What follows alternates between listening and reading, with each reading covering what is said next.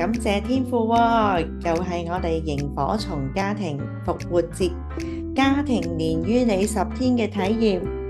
見到我又見到你嘅時候呢，即係話你哋家庭呢係有喺神嘅面前連埋一起，我哋呢連結於神，我哋求天父呢幫助我哋每一個家庭，唔淨止係你哋，唔淨止係我哋，而係呢讓每一個家庭呢，無論係咪用我哋嘅材料都好，我哋建立一個習慣，就係呢常常家人之間彼此守望，以神嘅話彼此激勵，讓上帝嘅話語潔淨我哋，幫助我哋投靠佢而有力量同埋平安，生命都有一種嘅更新。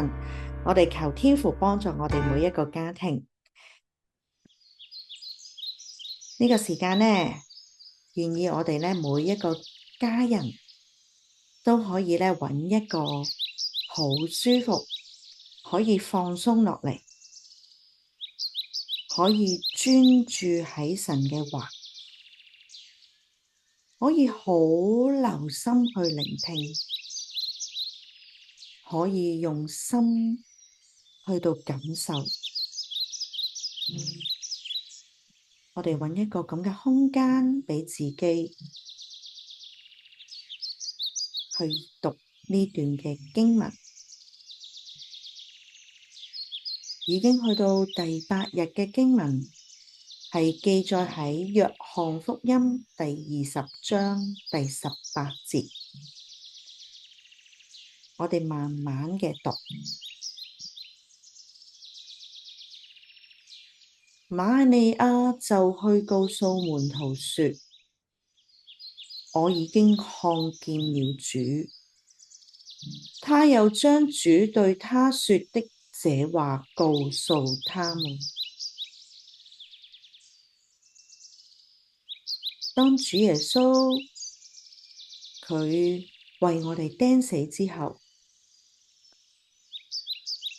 竟然瑪利亞遇見復活嘅主，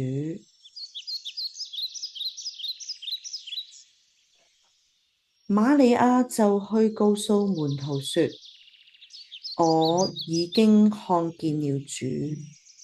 他又將主對他說的這話告訴他們。第3次，我哋一齊讀出嚟啊！預備起，瑪利亞就去告訴門徒說：我已經看見了主。他又將主對他說的這話告訴他們。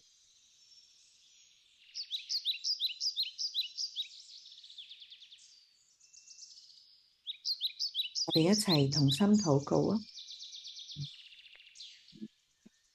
主啊，我已經聽到了，看見了，又經歷過你嘅大能力，你嘅慈愛同埋真實。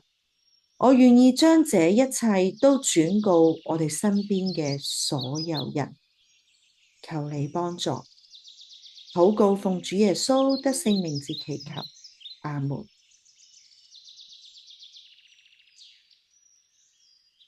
喺呢段嘅經文裏邊，短短嘅一節，神同你講咩呢？你幾時看見了主呢？你有冇好似瑪利亞一樣，話俾周圍嘅人聽，你已經見到主，體驗過主嘅真實，為佢作見證呢？請你可以同你嘅家人彼此去分享你嘅領受同埋神同你講咗啲咩呢？然之後一齊禱告。